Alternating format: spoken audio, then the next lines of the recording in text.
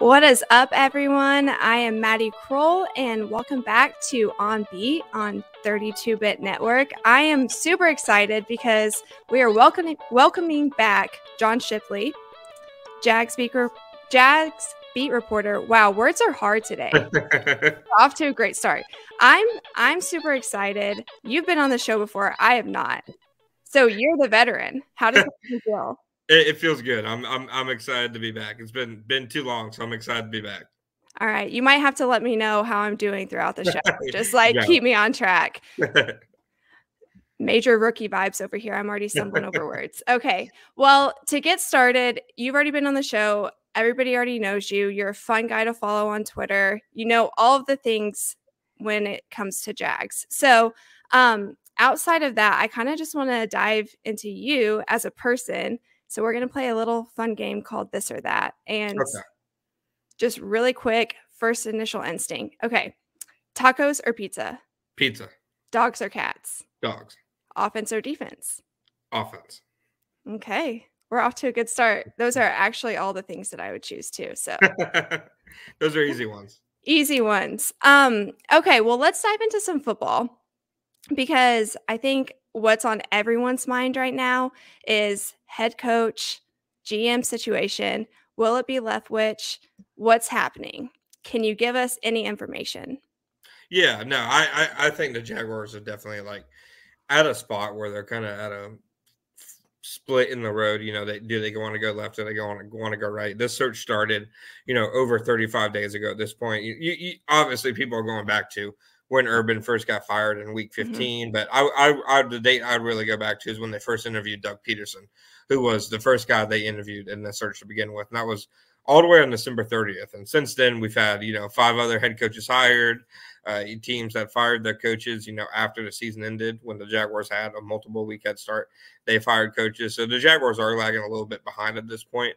I do think Leftwich was their primary target after, a couple of eventual outcomes next week. I think Nate Hackett was really high on that list, but you saw him go to Denver. I think Matt Eberflus was really high on their list, and you saw him go to Chicago.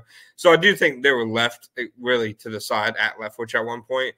But since then, we've kind of seen them pause and hit the reset button on the search. It seems like they have Rick Spielman potentially coming into a front office role that Trent Baalke, the general manager, would answer to, and Spielman would answer to owner Shad Khan. So that'd be, another really curveball in the process, because if you bring in somebody to really control your football operations, you would imagine he wants to say in the head coach. So I would think they're still a little bit a ways from it, but I think Leftwich is still in play, and I think Peterson is still in play, and I think it's probably down to those two.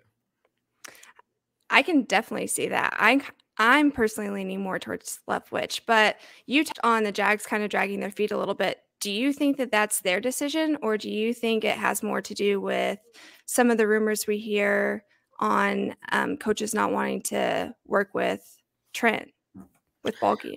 Yeah, no, I think part of it is the Jaguars kind of and this is just me guessing, going off how the things kind of played out in the public, because the Jaguars, they're not a very transparent team, and when it comes to searches, I think them and the Dolphins are the only teams that don't publish whenever they have interviews coming in. Like the Jaguars, you go to their social media account, they haven't tweeted one thing about the coaching search, and you normally see the team say this guy's in for his second interview, that kind of thing. They just kind of keep it all to themselves and let it come out in the media. So when you let it the media and fans and the public kind of shape the narrative, I think it's probably fair to say, that's something that, it's kind of self-inflicted, it's their fault. So I do think a part of it is them dragging their feet, but I also think a part of it is, coaches don't want to work with Trent Baalke. I mean, the last 5 years that he's been, either a general manager or a number 2 in the NFL, they've had, 5 head coaches get fired. Jim Harbaugh, Jim Tomasula, Chip Kelly, Doug Marrone, even though Baalke was only general manager for a couple games at the end of his tenure, and then Urban Meyer. Out of all these, Marrone is probably the one that Baalke deserves the least amount of blame for. But even Urban Meyer, I think Baalke made his own fair share of missteps. I really don't think Baalke was a wise choice to pair with a first-time NFL coach. So I think any coach is looking at Baalke's history, especially if you're a first-year coach, in my opinion, like Leftwich, like a guy like Nathaniel Hackett, who this is how you want to start your head coaching career. I'm not sure Baalke is the guy that you really want to start with in lockstep. Right, which I think is kind of the general consensus across the league right now. Everybody kind of feels that way. But we also know that Khan is pretty high on him. So that's what makes all of this a lot more dramatic, I would say. When you talk about bringing in such a dynamic talent like Trevor Lawrence, first round draft pick, you are investing in this quarterback. Don't you feel like the whole organization has to get behind that and kind of make developing him into something a priority? Do you feel like that is on the minds of the owners right now? Or do you think that that's kind of, they're staying away from the football side of it? I think it should be, the number one thing on the mind of, any decision makers has to be Trevor Lawrence. Obviously you're hiring a head coach to set the tone for the entire organization. You're not just hiring for one player, but I mean, just look at the list of people they've interviewed, and it's clear that Trevor Lawrence's development is, at the top of their priority list. They've interviewed a lot of offensive guys, not just Leftwich and Peterson, but also Hackett. They interviewed Kellen Moore, Bill O'Brien, etc. They wanted to talk to Kevin O'Connell before, the Vikings ended up looking like they've narrowed down to him as their choice for head coach. So I think their search has been, to look for somebody who can help Trevor Lawrence. And I think if Doug Peterson and Byron Leftwich are your two finalists, which again, I'm not sourcing that or anything. That's just my guess with how things have played out. I think if those are your two finalists, then those are two guys who could, help Trevor Lawrence right away. So I do think one way or another, this is a search that, has been focused on Lawrence to an extent. Which Jags fans should be excited about, right?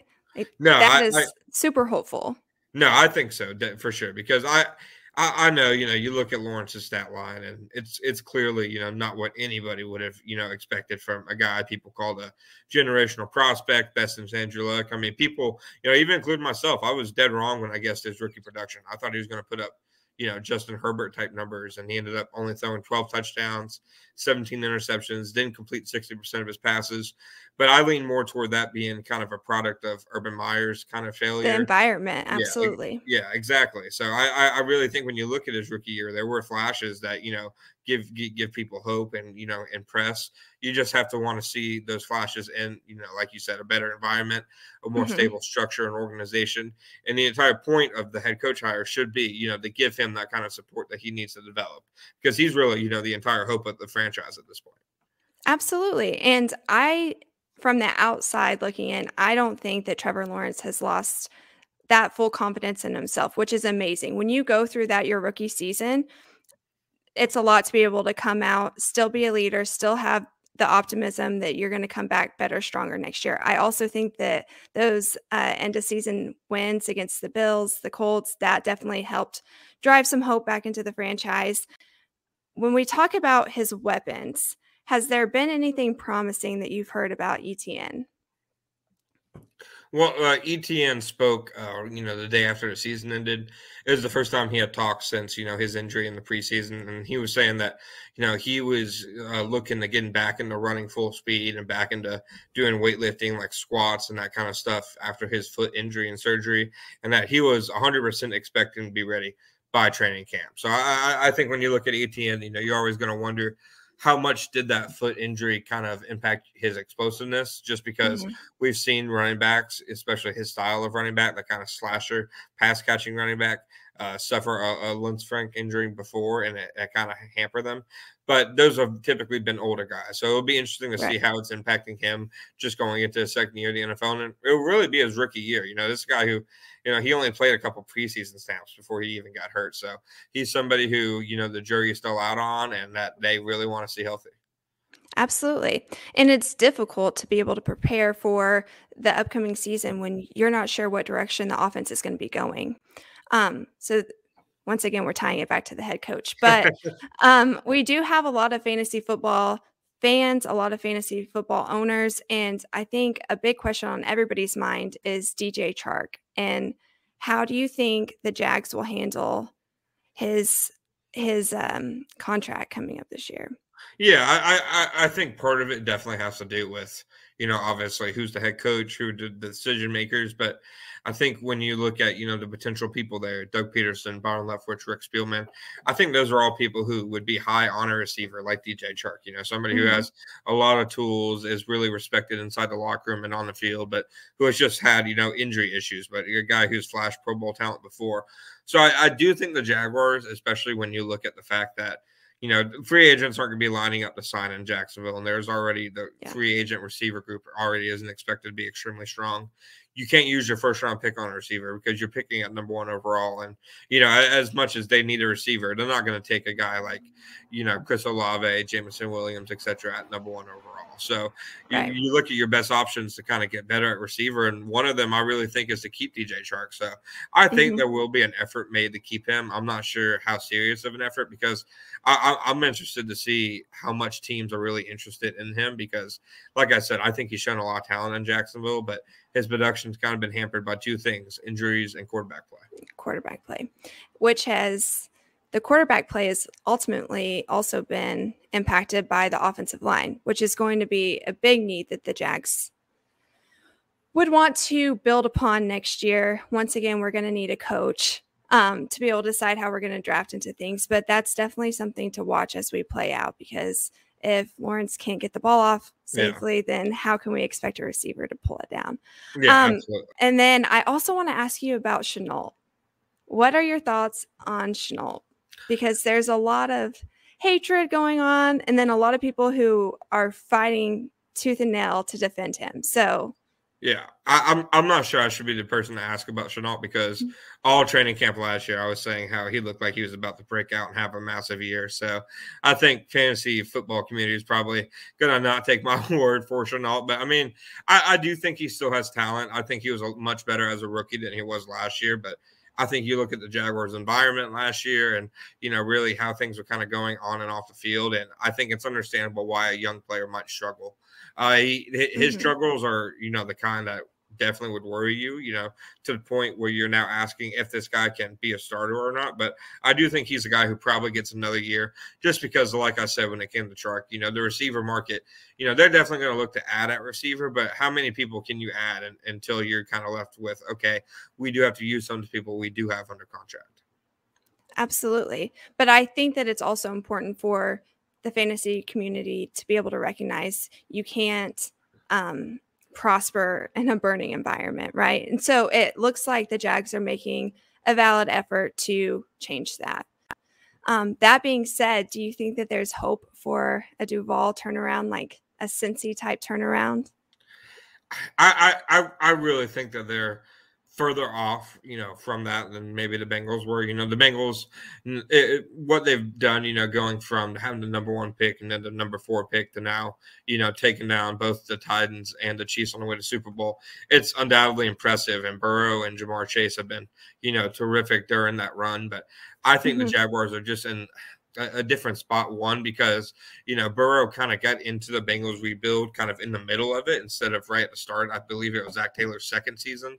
And you're going to now be Lawrence in his second season is going to be with the first-year head coach. So those roles are a bit split there. But I just think the Jaguars, they have so many needs up and down the roster that, I could see if they get the right head coach and they find the right playmakers on offense and defense, I could see them making noise next year. But to the point of Bengals like turnaround, with them, I'm going to believe it when I see it, because they've taught me that's normally the best strategy. Yeah. Do you think that we don't want this to turn into a Baker Mayfield situation, or to a situation where they're going through multiple coaches within their first few seasons in the league? Do you think that the Jags organization has learned from other organizations' mistakes, and their goal is to make sure that that doesn't happen? Or do you think that history could repeat itself there?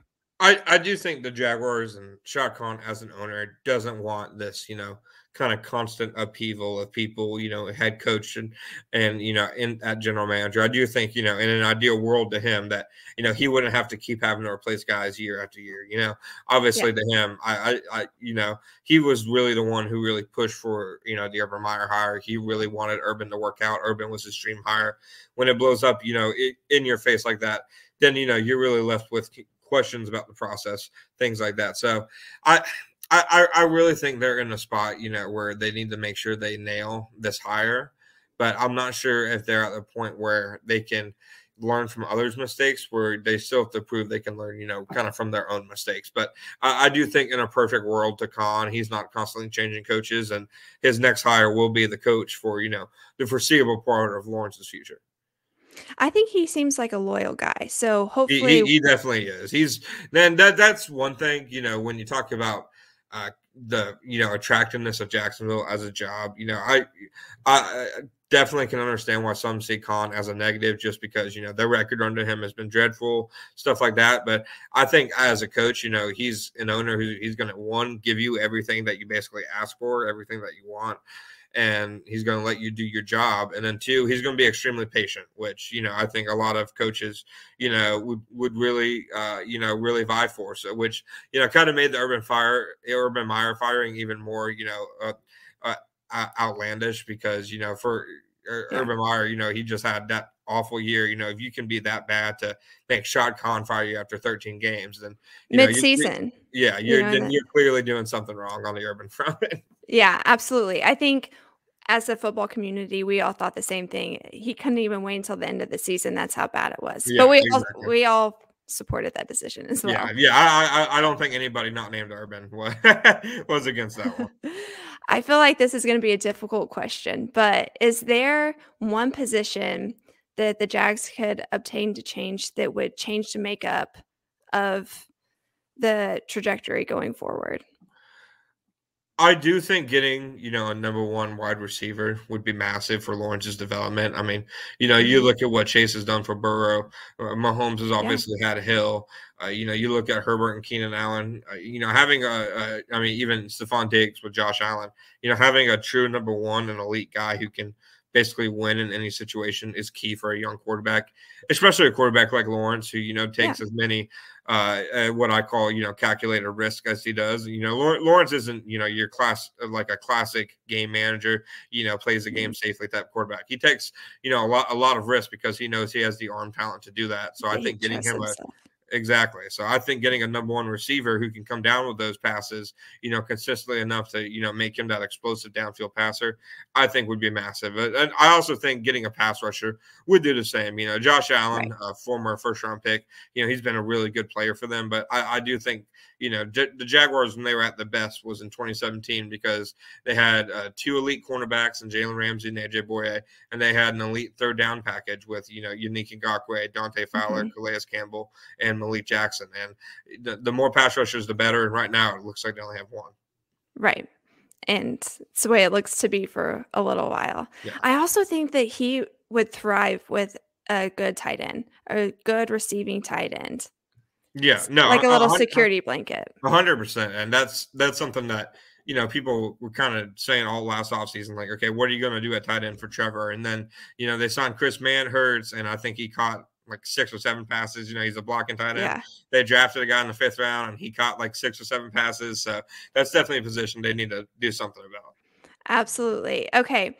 And then this is just kind of a fun question, but do you think Khan is serious about his interest in possibly moving the team to London? No, I don't think so. I don't think it's reasonable from a logistics standpoint for a team to be in London to begin with. But everything Khan has done in Jacksonville, including, that they're putting up money along with the city of Jacksonville for stadium renovations in the future, for a new practice facility in Jacksonville. So everything Khan has done, as an owner, to me, has illustrated that he's not looking to leave Jacksonville. He's investing in the community. Yeah. I agree. I don't see London as a potential, but them still playing a game there every year, I probably do still see the cards. Absolutely. Okay. I will kind of let us wrap this up, but I want you to tell everybody where they can find you, because honestly, you're an awesome follow on Twitter, and I want you to share that information with the world. I appreciate it. You can find me at @John_Shipley. I know that's too many underscores, but there's like an old sports writer in Minnesota named John Shipley who got it before I did, but that's where you can find me. You can be the cool John Shipley, though. I appreciate it. 2 underscores isn't bad. That's what I say. I always get a hard 3 time for it. plus is a little Yeah. questionable. I would make fun of you at that point. 2 underscores is manageable. Okay, so everybody should follow him. Thank you so much for your time and coming on here. No, thank you for having me. Always love coming on, and I'm also happy I got to repeat as a guest. Oh, we love having you. Okay, well, you guys follow him, and we're excited to see how the Jags season comes around next year. Thank you.